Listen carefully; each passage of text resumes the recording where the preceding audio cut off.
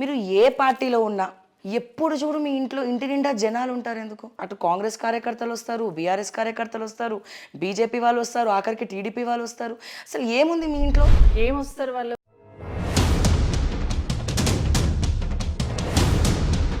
చాలా మంది రకరకాల వ్యక్తులు మిమ్మల్ని ఓడించడానికి చాలా ప్రయత్నాలు చేశారు.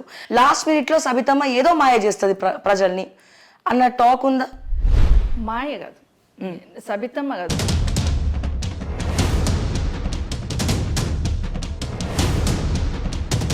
మహిళా మంత్రిగా మొట్టమొదటి హోంమంత్రిగా మీరు ఉన్నప్పటికీ ఉద్యమకారుల మీద లాఠీ చార్జులు అవన్నీ పైకి అరెస్ట్లు అయినప్పటికీ వెనకాల వాళ్ళని వదిలేయండి అయ్యా అని వాళ్ళ మీద మమకారంతో మీరు చెప్పారు. కానీ బీఆర్ఎస్ పార్టీలోకి వచ్చిన తర్వాత వాళ్ళలో ఒక మనిషిగా సబితమ్మ అయిపోయిందా? ఇక్కడ సబితమ్మకు ప్రత్యేకమైనటువంటి మార్క్ కనబడిందా ఇక్కడెక్కడైనా బీఆర్ఎస్ పార్టీలో? దేశంలోనే, నేను అనుకుంటా ప్రపంచంలోనే ఉందో లేదు నాకు తెలియదు, దేశంలోనే మొదటిసారి ఒక లేడీకి అప్పచెప్పింది అనేది ఒక సెన్సేషనల్. ఆ రోజు నువ్వు కూడా అడిగావు, ఏం చేస్తుంది లేడీ హోమ్ మినిస్టర్?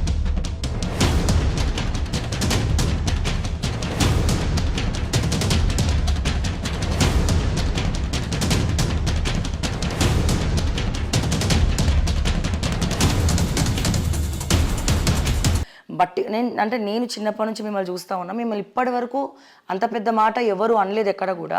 ఏ మొహం పెట్టుకొని వస్తారు? ఏ రకంగా చూడొచ్చు? ఎందుకు అంత కక్ష పెట్టుకున్నారు మీ పైన? నాకు అక్కడ హట్ అయింది ఏంటంటే ముంచిండ్రు అన్నాడు చూడమ్మా. అరే ముంచడం ఏంటి?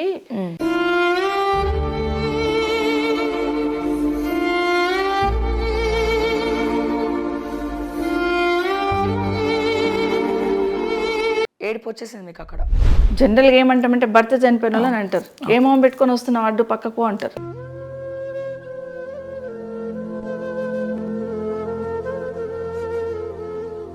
అది అక్కా తమ్ముళ్ళ పంచాయత, వ్యక్తిగత కక్షల, లేకపోతే అసెంబ్లీలో కావాలనే తప్పుదో పట్టించడానికి అట్లా మాట్లాడారు? మా అక్క తమ్ముళ్ళ పంచాయతీ ఉంటే ఇంటికాడ చూసుకుంటాం. మీరు ఎలా చూస్తారు? అంటే ఈ ప్రభుత్వంలో అసలు విద్యాశాఖ మంత్రి కనపడట్లేదు. ఇన్ని పోర్ట్ఫోలియోస్లో కొద్దిగా వెనకబడిపోయిందా? ఈ రాష్ట్రంలో నేనే విద్యాశాఖ మంత్రిని అన్నాడు. కాబట్టి విద్యాశాఖ మంత్రి మీరే కాబట్టి 6000 స్కూల్ ఎప్పుడు ఓపెన్ చేస్తారు?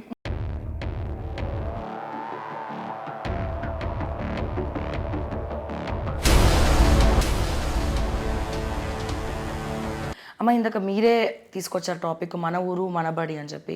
కానీ మన ఊరు మనబడి వల్ల ఎన్ని స్కూల్స్ డెవలప్ అయినాయి?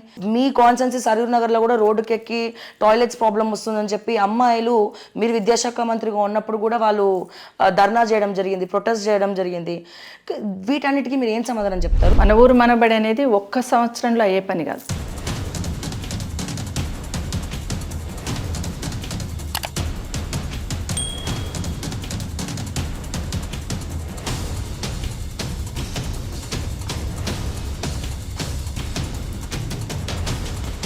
కానీ 6000 స్కూల్ మూతపడ్డాయమ్మా. గత ప్రభుత్వ హయాంలోనే మూతపడ్డాయి. ఎక్కడైనా ఏ రాష్ట్రానికైనా ఉచిత విద్య, ఉచిత వైద్యం అనేది చాలా ఇంపార్టెంట్. సో దాంట్లో 6000 స్కూల్ మూతపడడానికి కారణం ఏంటి? నేను తప్పు అంటున్నా. తప్పు ప్రాపగండా చేశారు. మొన్న కూడా అసెంబ్లీలో అడిగాను, 6000 స్కూల్ మూతపడ్డాయి అనేది తప్పు.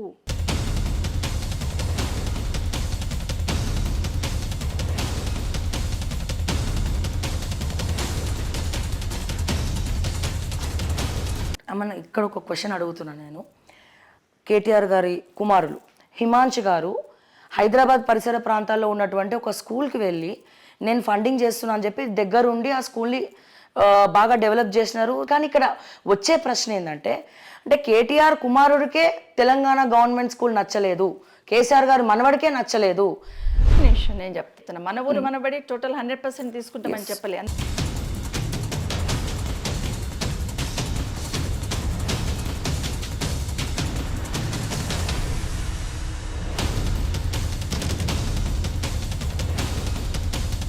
మొన్న కొడంగల్ ముఖ్యమంత్రి గారి నియోజకవర్గంలోనే రోడ్డు మీద కూర్చొని పురుగులన్నం వస్తుందని, పురుగులు వస్తున్నాయి అని చెప్పి, బొద్దింకలు వస్తున్నాయని స్కూల్స్ అట్లాగే ఉన్నాయి. ఓవరాల్గా తీసుకున్నాం.